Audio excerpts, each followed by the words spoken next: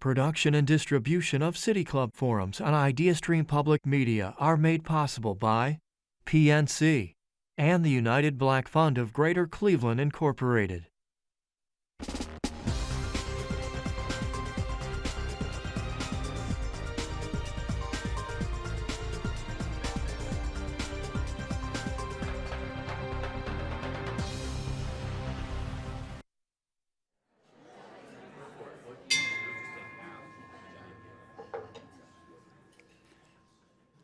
Hello, and welcome to the City Club of Cleveland, where we are devoted to conversations of consequence that help democracy thrive.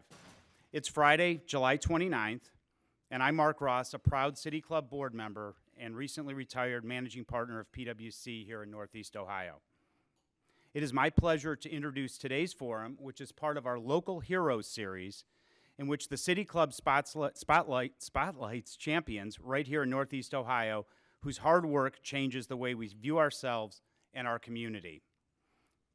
And what an honor I have to introduce our speaker today, Dr. Jodi Berg, Executive Advisor and immediate past CEO and President of Vitamix. When many hear the brand Vitamix, they think of high-quality blenders that have played a leading role in the whole food movement. What they may not realize is that Vitamix is a 100-year-young, Cleveland-based, family-owned company. It employs more than 700 people, with most in Northeast Ohio at its manufacturing facility and headquarters. Dr. Berg is recognized as an international presenter and driver of personal purpose and culture. She's an agent of change and recently completing her tenure as the fourth generation president and CEO of Vitamix, heading toward retirement from the company at the end of September. During her tenure leading Vitamix, Jodi catapulted the brand from beloved to iconic and expanded distribution to over 130 countries and successfully navigated over 400% organic growth of the company. Prior to joining Vitamix, Jodi held leadership positions in the Residence Inn by Marriott and the Ritz-Carlton Hotel Company. So what can we learn from Jodi during her tenure at Vitamix, and what's next for Northeast Ohio's iconic brand? Moderating today's conversation is CEO of City Club CEO Dan Moulthrop. If you have questions for our speaker, you can text them to 330-541-5794. Once again, 330-541-5794. You can also tweet them at City Club. City Club staff will try to work them in during the second half of the program. I thought I would end on a personal note. Jodi and I became close friends when we were paired up on a life-changing 2019 mission to Israel, hosted by the Jewish Federation, and she is an incredible travel buddy. I also saw firsthand her collaborative leadership as board chair of Team NEO. At the time, I was helping to lead the innovation project as a board member of GCP. Finally, Jodi has personally provided me virtual adult supervision to unclog my Vitamix at home when I fail to use enough liquids. Members and friends of the City Club, please join me in welcoming an incredible business leader, a collaborative civic leader, and an amazing friend, Jodi Berg.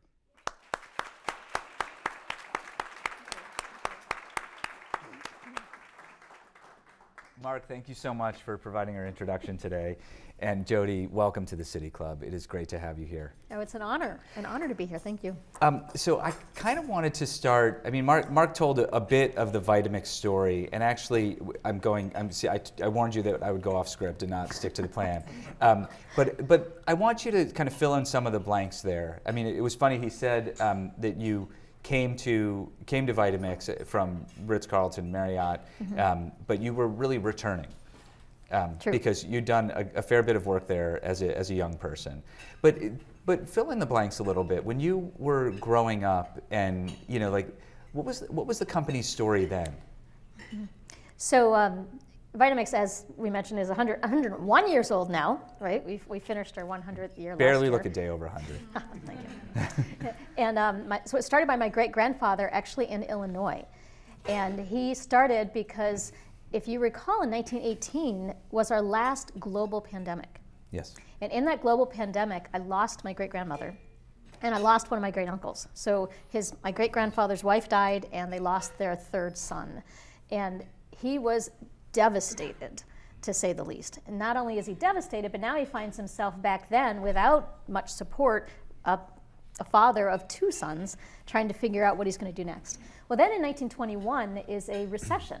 Actually, it was a depression. It was considered a depression, a precursor to the Great Depression, and he literally lost everything else financially. He found himself completely upside down. As we were preparing for our 100th anniversary, we went back into the archives and found that in one of the letters that my grandmother wrote, I think that's where it came from, but my great-grandfather had considered committing suicide after losing everything. Can you imagine?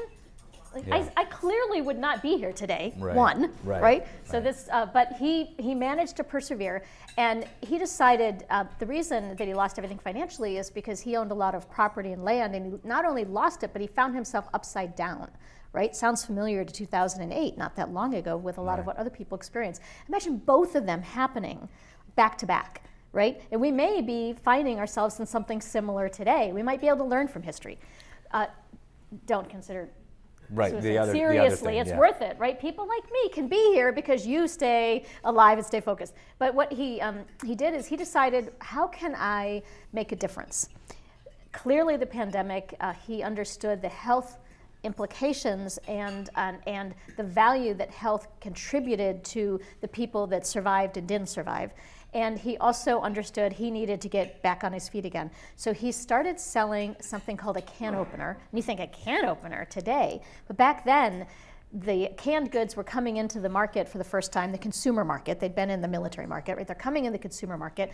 They are an opportunity for people to have produce all year round, which we didn't have a lot of the things that we do today to be able to do that, right? And they were opening these cans with a knife. So picture. We've all been there. Here, son, open our beans for dinner, right? It was a very precarious thing. So the can opener was something that allowed people to have access to whole foods even back in 1921. That's a common theme that just transcends over our entire 100 years. We've never given up on that very laser-focused purpose of how do we help people think differently about whole foods and how to prepare it. So he started with the can opener, and then he went into to vegetable peelers and other products. And you flash forward, in 1936 and 1937, Cleveland was booming. Yes. Right? Over 900,000 residents in Cleveland. It was really an incredible place to be. And they held the Great Lakes Exposition, which was a big exposition, 2 summers long.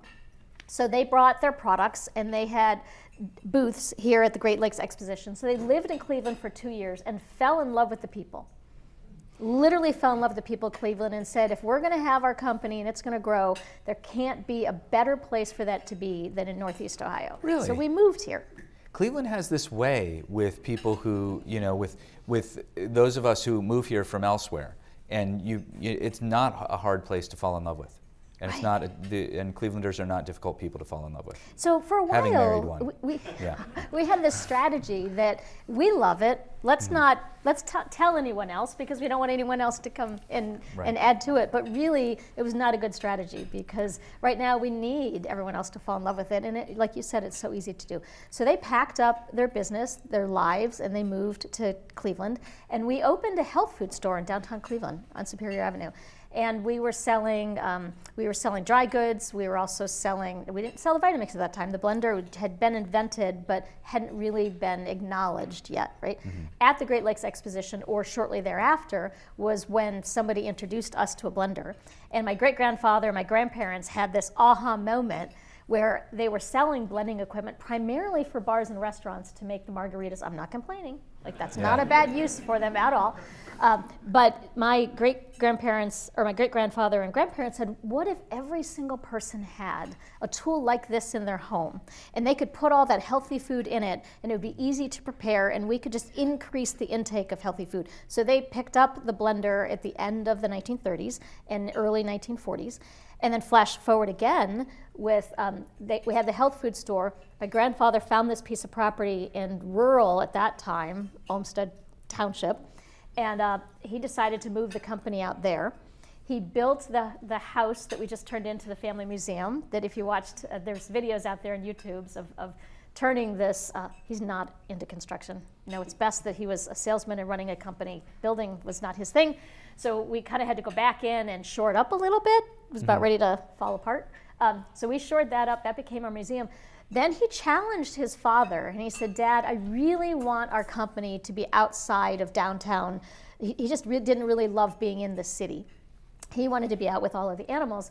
And he said, if I can build you a building in 30 days and get us moved, would you let me move the company? And his dad said, there's no way you can do that. So sure, I'm in. Right, 30 days later, they moved out to Olmsted Township in the building that my grandfather built. Wow. So that's how we ended up out there, was a bet between him and his dad. And then a couple years later, in 1948, this TV was coming out, right? And people were watching television, and another debate happened. And my grandfather said, you need to take your demonstration, Dad, and put it on this newfangled TV thing. You could be in everybody's living room with your message about whole food health. And my great-grandfather said, no, this is a fad. The TV is going to get thrown out, and it's going to destroy the fibers of the family, right? How right he was. And there's actually a documentary of the gentleman who owned the first TV studio. I think there was one of 12 in all of the U.S. was started here in Cleveland. If somebody knows, they can correct me, because I may not have my numbers quite right, but one of the very first TV studios. And when he did a documentary, he tells the story of this eccentric older gentleman walking into a studio and saying, I just want to buy some airtime. And they says, well, sir, you don't know how it works. We have to build you a set. And he looked around, he said, there's a kitchen, I'll just use that. Can I use that? I'll use that. And he said, oh, well, then we probably need to do some rehearsal. He said, I got this down. Like, I do this every day, I do it in my sleep. Okay, well, we're gonna take a couple of takes, and then we're gonna edit it. He said, no, we're not editing it. Let's just do it live. So this was the first infomercial that was ever done in the history of infomercials. Was my eccentric great-grandfather who said, just put me on the camera, and they were like, well, okay. And they're thinking, nobody watches anything on Saturday night, so let's try Saturday night. No, I made that part up. I really don't know what night it aired. But I do think we started Saturday Night Live, and we don't get credit for that. But my great-grandfather just stood in front of the camera, and he spoke from his heart about whole food health and this new Vitamix machine that they were then carrying. And halfway through, this was my grandfather's idea, he said, Dad, halfway through, just give him our phone number and have him call us. So he did. He gave him the phone number on air, and the phone started ringing off the hook. Crazy. Until in the middle of the morning, where the operator who was connecting all the calls, with no warning, by the way. Right. Nobody told her this was coming. So they're connecting all the calls, and she connected into my grandfather, and she said, I'm sorry, Mr. Barnard, but I have to go home. You're not going to be getting any more calls tonight. They sold more Vitamix units that night than they would normally sell in over a year. And the infomercial was born. And a new venue to be able to say, if you have a message that resonates and people need to hear it, think outside the box about what opportunities there are to get that message across. Not that different than the City Club, if I might say. I feel like there's so many like sparks flying in my head right now about like public television and pledge drives and QVC and like all of these things that kind of trace roots back to that moment. Mm-hmm. That's intense. And in 1950, so he did it live for several months, then they decided to record it. So we have, and he still went through it, he refused to let them cut anything. So in this recording, which is on YouTube, so if you ever want to watch Papa Barnard or Barnard with Vitamix infomercial, right, it'll pop up. Prepare you. He's a little offensive to all of the women, because back then he blamed us for everything.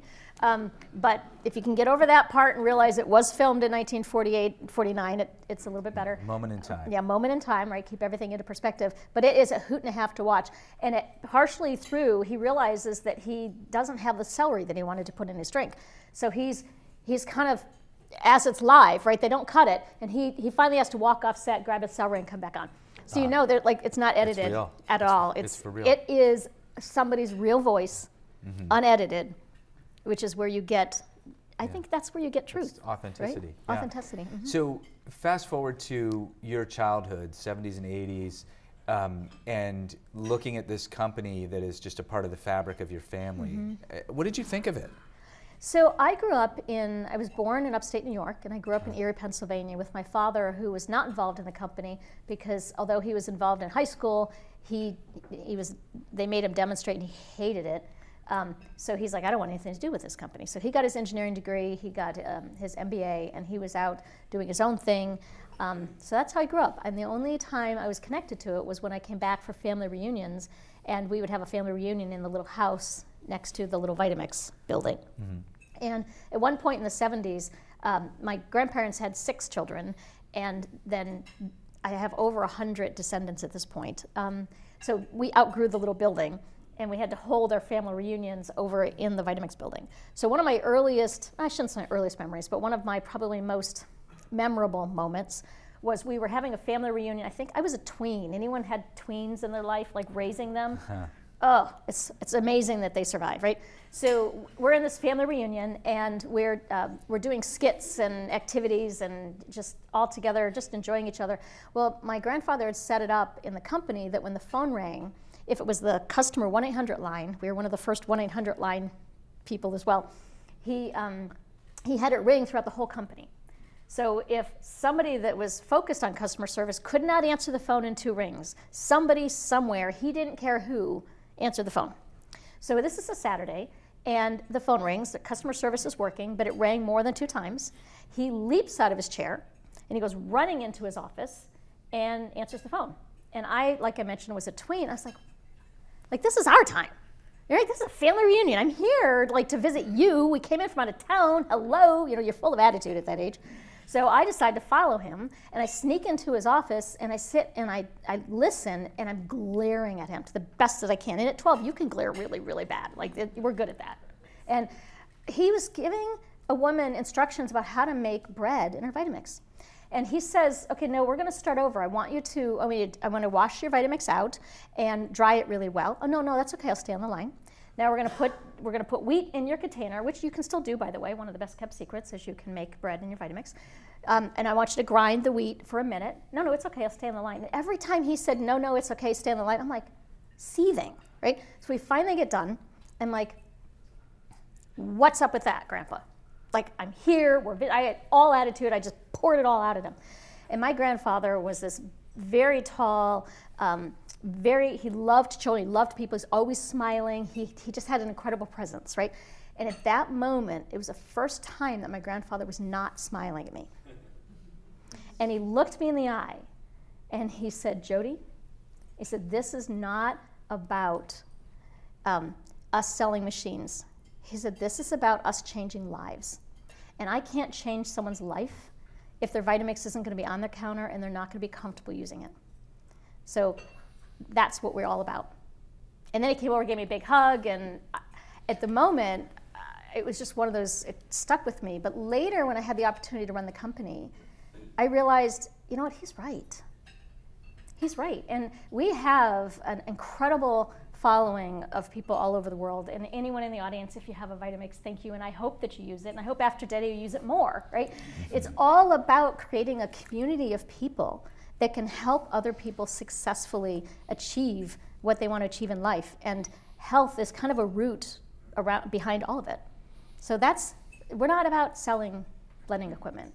We're really about changing lives, and we're about inspiring people to be successful in that journey so that they can, one, live longer.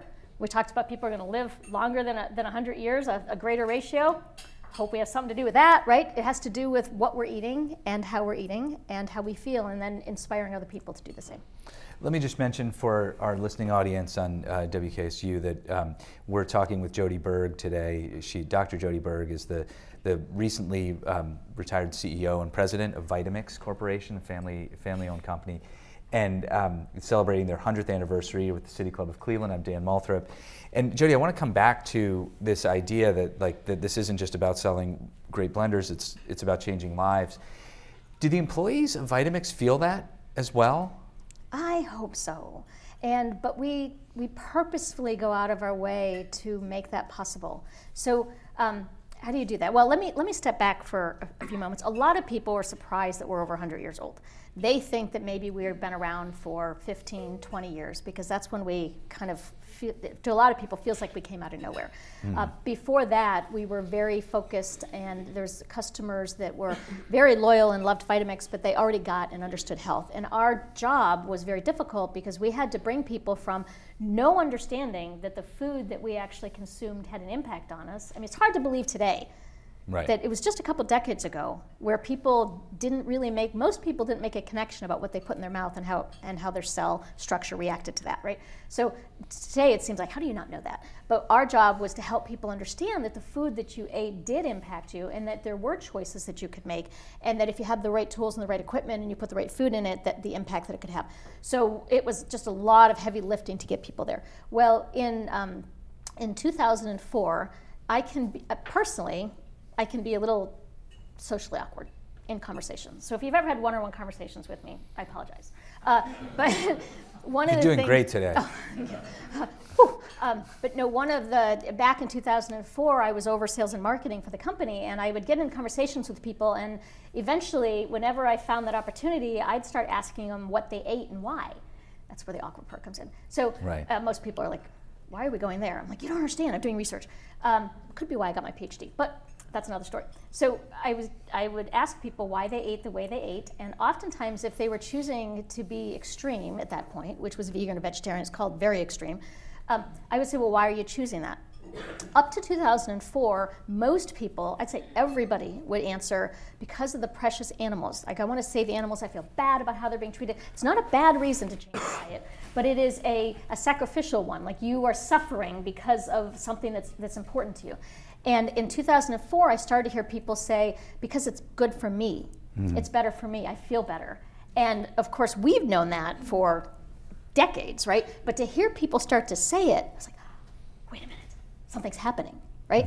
And words like whole food and natural and organic were coming out, and you're starting to hear those words. And people, this was one of the biggest ones that was changing in 2004. For the first time, people were taking ownership of their health in a mainstream way. Not just a few people, but people were saying, wait a minute, I don't have to suffer the same ailments of my parents. It's not hereditary. Like, I can change, I can own, I can make a difference. And so I put all these different dots together, and I said, wait a minute, this is all the stars aligning. How often does this happen in our lifetime, right? If my great-grandfather could be here now. And so I realized that if we could join this platform of multiple organizations and people and companies that were helping change the way people think about food, we could make a bigger difference. So I realized that there's this great opportunity for Vitamix to finally grow. In order to do that, we had to literally transform our entire company. We're relatively small at the time, and become from a biplane to a jet plane, and we were already a company that was in the air, right? So I realized there's no way I could do this by myself. That was my first aha. A little humbling of an aha, right? The second one, though, was in my 30s, I had an autoimmune disease that almost took my life. And as I was being rushed into the hospital with the doctor telling my mom, Linda, we're just going to try to get her out right now. We don't know if she's going to make it. My mind is going, wait a minute, I'm only 30 and I haven't even got started yet. I don't know how much time I have. It could be a day, it could be a month, it could be an hour. I want to make a difference. So I set out to be purpose-driven. And I realized at first I wanted to be purpose-driven because I'm like, I want to make a difference in somebody else's life. But then I realized that I gained so much more with my focus on a purpose. I was fulfilled. You couldn't stop me. I felt like when I was living with purpose, when I was doing something that I knew mattered.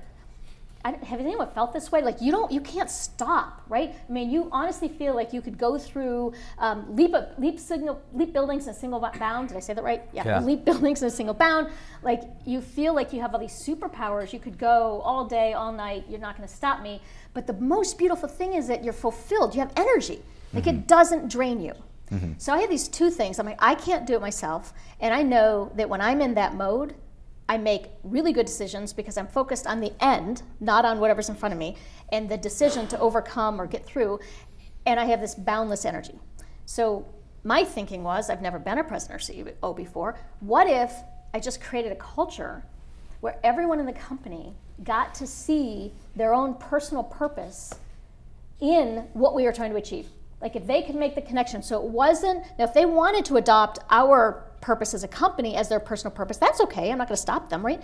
But there's a lot of people who if you help them identify their personal purpose, they can see that I can live with my purpose and the company will benefit as a result of them living with their purpose. So I said, what if I created a culture that really released all of this, not only just the intrinsic motivation, but the laser focus on doing the right thing and the focus of everyone coming together with one voice, which makes it significantly louder than individual voices, kind of like Horton and the Who. I don't know if you remember that book, but all of the voices coming together.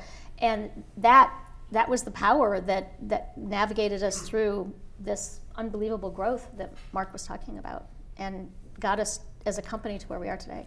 I was just one voice of all of them. So you asked, do our employees feel that way? Yeah. I say a lot of them do. In fact, I've had employees come up to me and say, Jodi, I love you enough that I'm actually leaving. And I'm like, what do you mean? So I have truly found my purpose, and one of them was, as she said to me, she goes, I want to be a yoga teacher and I want to live in Seattle. So right. She can't do one of those things in Cleveland. But it's true. She is an unbelievable advocate for Vitamix, and so she's still a salesperson out there. So yeah, I'd say they do. So you got your PhD recently as well, Dr. Jodi Berg, and your research in that process was around this finding purpose in the workplace. Can you just talk a little bit about what you learned? So I can summarize it very quickly. There's a lot of research that's already been done about if you are a company with a higher purpose, that people are more engaged with what they're doing, right? And also that they have a higher commitment level to an organization with a higher purpose than one without. I would bet if I asked that question today and you raised your hands, do you work for an organization that has a higher purpose and are you more engaged? Like we could validate that research over and over again. So we already had that research. I wanted to understand this whole thing about personal purpose and what happens in the workplace when you're driven by personal purpose. And what I found in my research was not only are you more engaged in what you're doing at work because you have personal purpose than if you are just working for a company with a higher purpose. Think about that for a minute. Companies think, oh, we have to really go out and promote what we're doing as a company. But if you really have that relationship with each of your employees and understand what matters to them and give them a means to release it in a way that it connects with your purpose, the power of that. So that was not a surprise to me, but a validation of what I had experienced. The second one was the commitment to the organization is significantly greater. But the third discovery, which I actually love the most, is that people who are living with a purpose, if you can identify what makes you get up in the morning, makes you want to just go and make a difference and gives you energy, if you can identify that, there's a level of life satisfaction that doesn't even exist if you're working for a company with a higher purpose. Like, think about the joy that you can create for each and every one of your employees by literally giving them the opportunity to live and identify and live with their purpose was really high. And it cracked open to me how simple the root cause to so many of our challenges, and we're facing a lot of them today because of the COVID, as far as retaining and attracting talent. We thought it was hard before, right? It's just gotten a lot harder. Our own burnout and the burnout of our employees, and the ability to innovate and be competitive, like all of that can just come to life if we just step back and say, let me take the time to actually get to know the amazing, incredible people that are on board within our organizations and what matters to them and how I can help them connect what matters to them, releasing all that energy and focus to driving the business forward. Do you ever think about the connection between that work and the work that you've taken on as a board member at the Greater Cleveland Partnership and Team NEO in terms of creating a culture of purposefulness across our community? Yeah, if anyone knows me, they realize I can't stop thinking about it. Because I think, especially when you think about I'm going to step back to the superpower part of personal purpose. One of the ways to identify your personal purpose is to identify what your superpowers are. We all have superpowers. Those are the things that we are really good at, and that by us doing them, we can do them faster, more efficient than most people out there. Plus, it gives us energy, right? And that works at the individual level, but it also works at the organizational level. And when you think about Northeast Ohio and everything that all the challenges that we're facing, and the amazing organizations that we have that are working on all of these challenges, when you step back and look at all these different organizations, they were created for different reasons, which means they have a different focus, and they have different superpowers because of how they're organized, because of how their membership is developed and who belongs to it, and everything creates different superpowers. And if you take these different organizations, say, instead of fighting for resources within organizations, which being an organization and leading one for many years, we're faced so often with people coming and say, well, I want money for this, and I want money for this, and I want money for this, and I want money for this. And it's really confusing as a leader of an organization to say, I don't know where to give my money. It sounds like there's all this crossover. Can you guys just get your act together, right?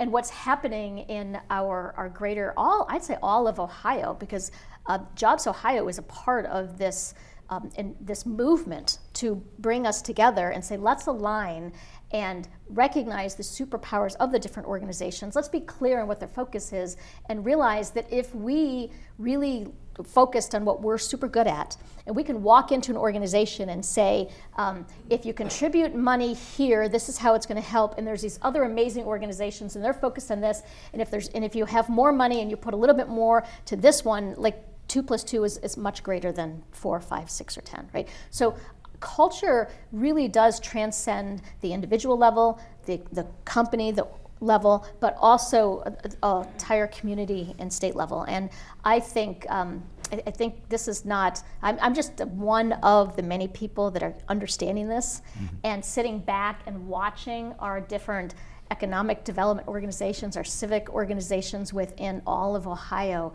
finally recognizing that we have so much more that we can accomplish if we understand the powers of the others and we work together. Excellent. Are you ready for questions from the audience? Sure. All right, Dr. Jodi Berg, ladies and gentlemen.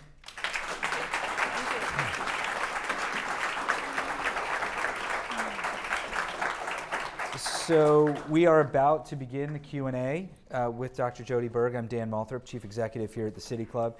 Jodi Berg is the past Chief Executive Officer and President at Vitamix, which celebrated its 101 years almost, serving America, really, with top-notch blenders. The world. The world, America and the world. We welcome questions from everyone, City Club members, guests, and those of you joining via our live stream at cityclub.org or the radio broadcast at 89.7 WKSU, Idea Stream Public Media. We ask that your questions are brief and to the point, and after you ask your question, please return to your seat so that we can keep the aisles clear. If you'd like to tweet a question, please tweet it at the City Club. If you want to text it to 330-541-5794. Again, that number is 330-541-5794, and our staff will work it into the program. May we have our first question? Great. Thanks, Dan. Hello, Jodi, that was great. Wanted to ask you about your decision to go back as a busy executive and get a PhD. Your own personal decision to take the time to do that, and maybe more broadly, what do you recommend to folks, busy professionals, in terms of going and getting additional continuing education? So, I'm sorry, what's your name? Michael. Mike, thank you, Mike, for the question. So, I'm very, very purpose-driven, clearly, and for me, I had to have a near-death experience to get me there. My wish is that everyone can understand the value of that without having to go through that experience similar to what I did. But understanding what your personal purpose is and why you are on the planet. For instance, mine has been, I've narrowed it down to, I believe that Jodi Berg is on the planet because I love to help people find their wings that they don't even know that they have, and give them a chance to fly. And I had a chance to do that on the platform when I was with Vitamix. I have a chance to do that with my daughters and with the organizations and communities that I'm in. Like that's what I do. So then when you have a focus on what you want to achieve, of why you exist, whether you go back to school or whether you don't go to school or whether you continue what you're doing, whatever path you choose to take, find a path that will help you do that more and better. And for me, I had experienced what the power of purpose can do in just the unbelievable growth that we experienced at Vitamix. And we didn't become iconic because of our growth. We ended up becoming iconic because the people within the organization, the amazing people that work in our company, were so focused on making sure that we met the customer's expectations and exceeding those expectations, in not just in the delivery of the product, but the product itself. In fact, I just read a testimonial the other day of a lady she said, I need you to read this. I called your customer service. My Vitamix was 8 years old. My warranty expired a year ago, and it didn't start, or there's something that was happening with it. She goes, customer service looked at first they told me exactly when I bought it and where I bought it, because you guys kept those records. And then they said, well, I can see that you never took advantage of our service warranty during the 7 years that you had it. Is that something that we can offer to you now? She's like, but it's over that. She goes, I understand, but what you're experiencing is, and she just went on, and we ended up, the company, the person, the customer service agent talking to, didn't have to go to management, supervisor, me, whatever, person on the phone said, I think it's appropriate for us to have you send that machine in, and we're just gonna refurbish it for you and send it back. And the lady was floored. Like, how often does something like that happen, Yeah, right? not often. So, their focus, their purpose is to figure out like how to really service customers. We've got employees that are going back to school. We have employees that are leaving the company because they're following their purpose. But every time they leave, we know that we have their heart and soul. So find out what your purpose is. Identify that. That's a whole nother conversation about how to do it. Unfortunately, it's not hard. And I'm going to write a book someday on this. So just stay tuned. I'll come out and I'll walk you through it. But if you understand what your purpose is, then the choices that you should make about your life make a lot of sense. So even if that choice is to go back to school for 5 more years to get a PhD, you should just go all in. While you're working. While you're working. But what I was studying. While you're running a company. What I was studying and what I was learning, I was literally applying it as fast as I was learning it within my organization, and allowing the people within the organization to even be that much more individually successful, so that then therefore made it possible for me to continue. So it wasn't an add-on, Sure. if you will. It was something that just really made my whole life more fulfilling. Excellent. And full, yeah. You have another question? Go ahead. This one's going to be Thank tough. you, Jodi. Pardon me? It's going to be a tough question. I know, of course, it's going to be a tough question. Thank you, Jodi. Thanks for sharing. Jodi, you're an accomplished mother, business person, community person. You've got a lot of energy, a lot of passion. So I have a 2-word question. What's next? Ooh, thank you for that question, John. I can't wait to get started, to be honest. But I'm still in transition, so I don't want to jump too fast. But I don't know exactly what's next, and I don't know exactly what it looks like. But I do know that I will continue to help people find their wings, and I will continue to help people figure out how to fly. And I will look for the right platforms to make that possible. There are definitely a couple books inside of me that I really want to get written. So I will probably be looking for a team of people that can help me make that happen. I might be involved more in public speaking. I've had lots and lots of requests come already for positions on boards and going back and helping with universities. So right now I'm choosing not to make any big decisions until I can just take some time, and then look out, world, I am not done yet. Mm-hmm. And my secret, by the way, thank you. Thank you. I actually don't drink caffeine. After I started living with purpose, I realized it gave me so much energy. Like when I was married at the time, and my husband said, yeah, no, we're cutting you off. And he cut me off from caffeine. It was the best thing he could have ever done. Because apparently I spoke so fast that nobody could keep up. So. Well, there you go. More life lessons. Go ahead. Jodi, I'm Ian Mashke. Thank you for being here. Love how you tell stories. You talked about how you wanted and you helped the individual employees within Vitamix to find and release, to find the personal purpose and release that that boundless energy. And I want to hear more about the story around how you then take that personal purpose and build that collective energy and connect to the overall Vitamix, if you don't mind. Oh, I think I can do that relatively quickly, but that also is great question, because there's definitely a power there, right? So once you as a person have identified your personal purpose and your superpowers, as I talked about, every superhero has superpowers, but they also have kryptonite, right? And we have to acknowledge that there's things that we are not necessarily good at, but others might be good at it. So when you identify your superpowers, the things that you're really good at, you love to do, it gives you energy, then take the time to identify your kryptonite and recognize that kryptonite is that thing that you may have to do it. I'm not saying that everyone should stop doing those things that sucks the energy out of them, right? You might have to do it in your jobs. I had several of them. Mum's the word, but reading financial reports, it did not give me energy. So what I did on those days when I knew I had to do things that were my kryptonite, I had two choices. One, if there was somebody else that could do that job and it was a superpower and it would give them energy, then I would find that person and I would bless them with my kryptonite, and they would turn it into a superpower and they would have energy, right? Now, you can't do that with everything. Like the financial reports, I had to do that on my own. So my other option was, but an example of that is my cousin Lori, she has been our CFO for years, and now she's the director of our family office, and she's amazing if you haven't met her. But she has an unbelievable superpower of knowing where absolutely everything is. That is a kryptonite for me. Right? I'm not organizationally blessed. And just ask anyone in my world, right? Anyone who's ever tried to be my assistant. I'm not organizationally blessed. But she loves it. So anytime I needed to find something, I would go to Lori and she'd be like, I'm on it, right? And she'd run and she'd find it. So, but the other option, as far as, say, the financial reports that I had to read, I make sure that on those days, I have this time allocated where I can do something that gives me energy. So I can use my superpowers for part of the day. So your question is, how does it work with a team? Well, there's a team activity that you can do where the entire team will identify their own superpowers, and they also identify their own kryptonite.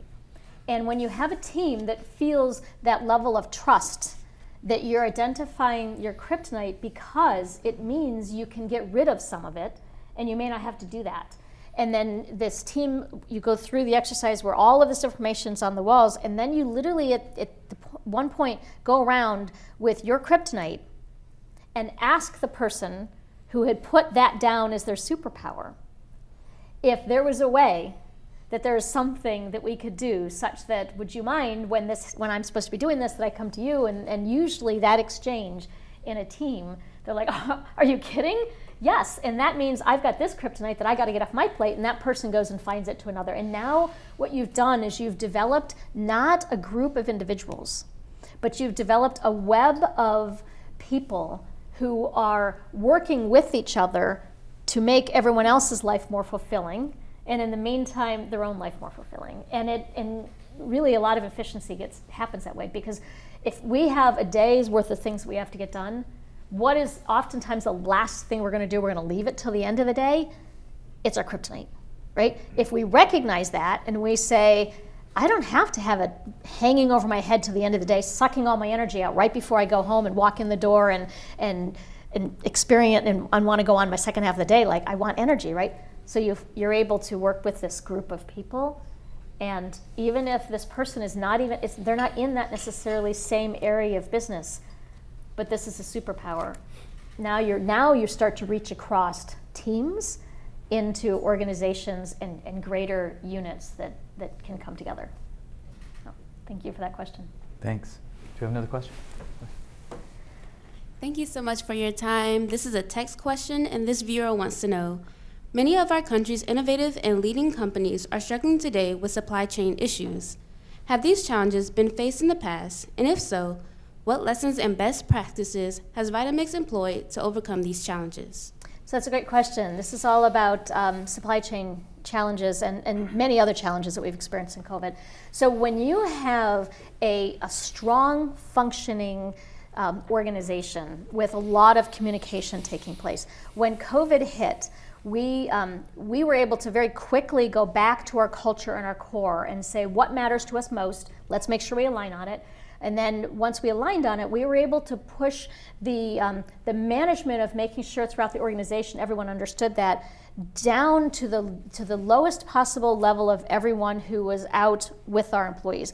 And then as a leadership team, we said, all right, now, and we know that we shared values and we were like-minded, so we didn't have any concerns. Whatever you need to do. In fact, we empowered our work units, but we manufacture our units right here in Northeast Ohio, right? So we're manufacturing throughout all of COVID and here in Ohio. And we pushed it down to say, this is what we know about COVID. We will tell you everything we know as we know it. You know things too, let's talk about it.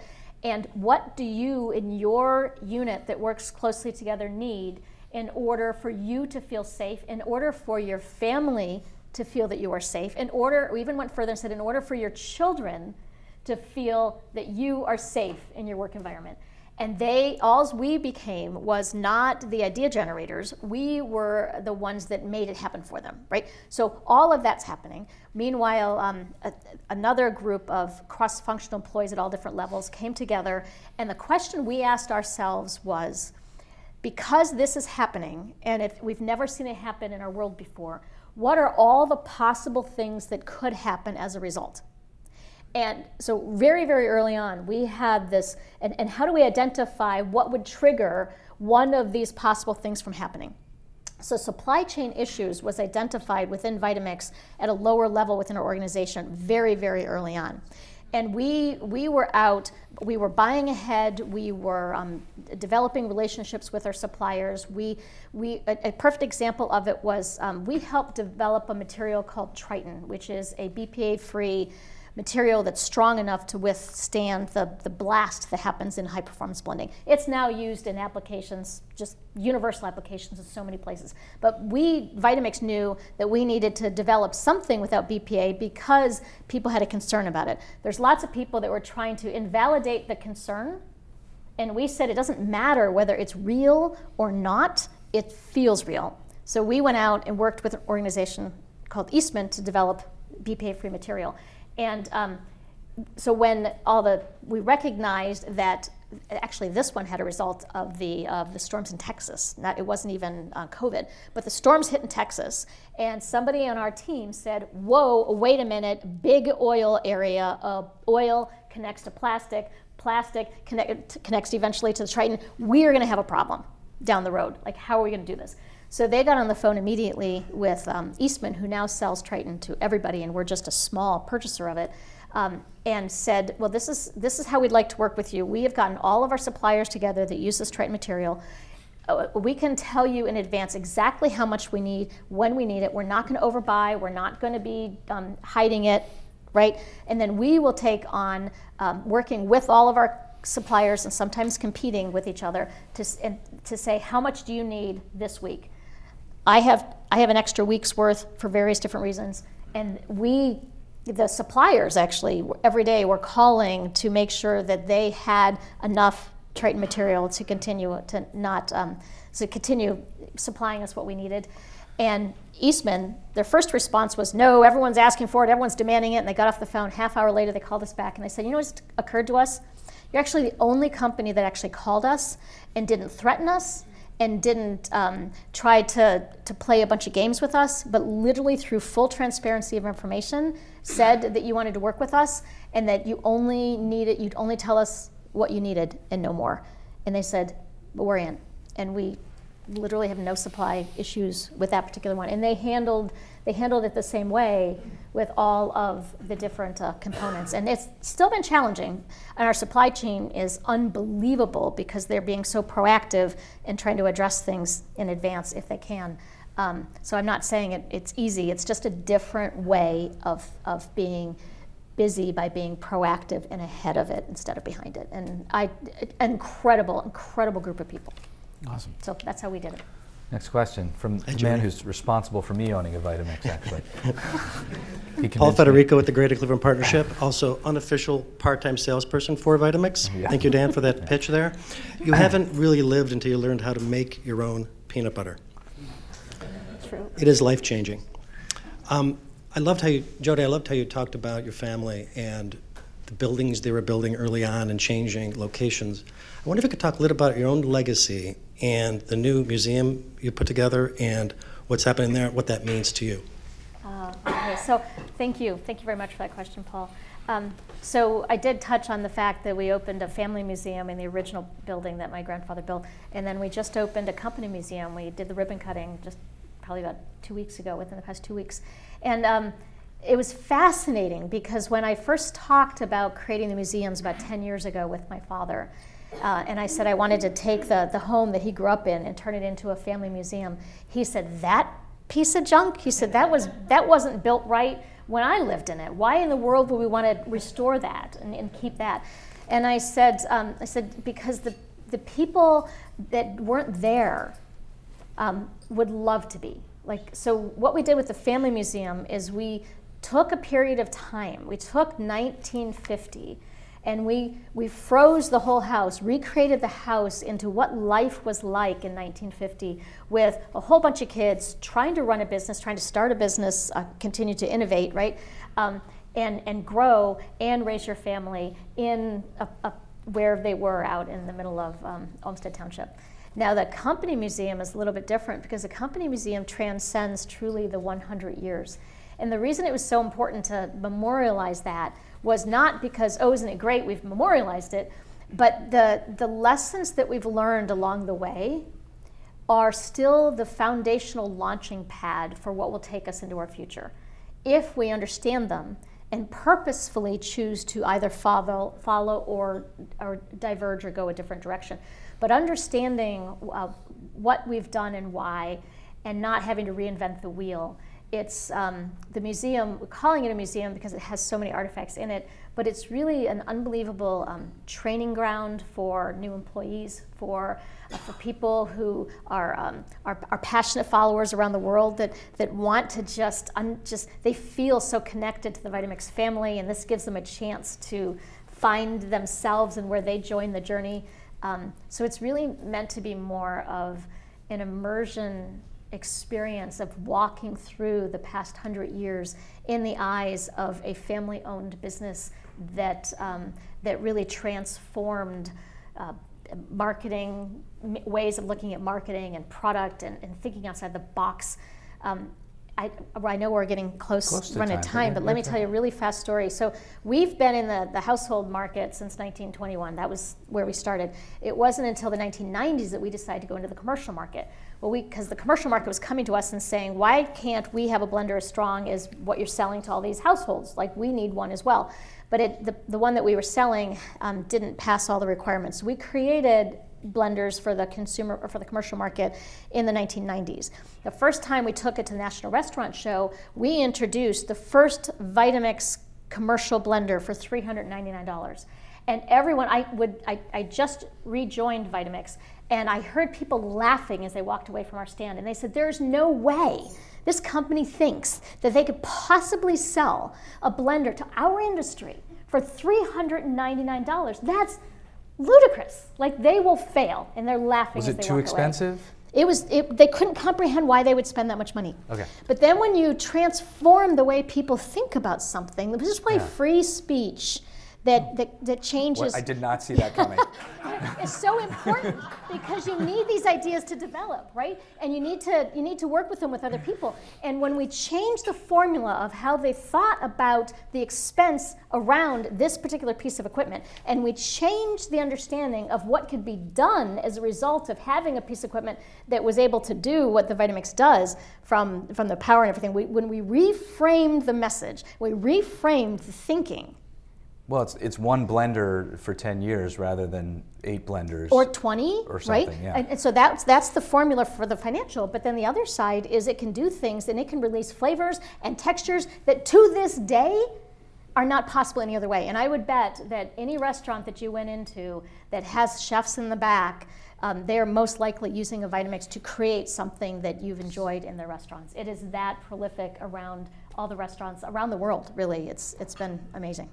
Dr. Jodi Berg, ladies and gentlemen.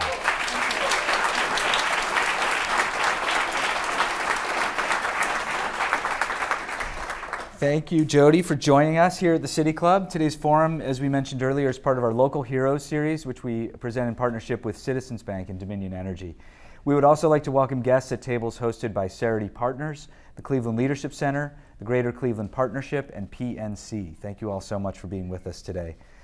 Coming up next week on August 5th, next Friday, we will hear from local entrepreneurs in the midst of their own small business startup story. Danielle Sidnor, CEO at Rise Together Innovation Center, will lead our panelists in a conversation on how investors, developers, and others can better support Black and brown businesses in their neighborhoods. On Friday, August 12th, IdeaStream reporter Kabir Bhatia will continue our series on behavioral health, this time focusing on care for the region's unhoused. And if you missed it, there's a whole batch of new forums added online at cityclub.org, including an opportunity to hear from Nan Whaley, Mayor Nan Whaley of Dayton, Ohio. She's the Democratic candidate for governor. And Jasmine Long with Birthing Beautiful Communities. Also, Anisfield Wolf Lifetime Achievement Award winner Ishmael Reed. So, if you want to check out any of those, tickets are available at cityclub.org, and that brings us to the end of our forum today. Once again, thank you, Dr. Jodi Berg. Thank you, members and friends of the City Club. I'm Dan Malthrop. Our forum is now adjourned. For information on upcoming speakers or for podcasts of the City Club, go to cityclub.org.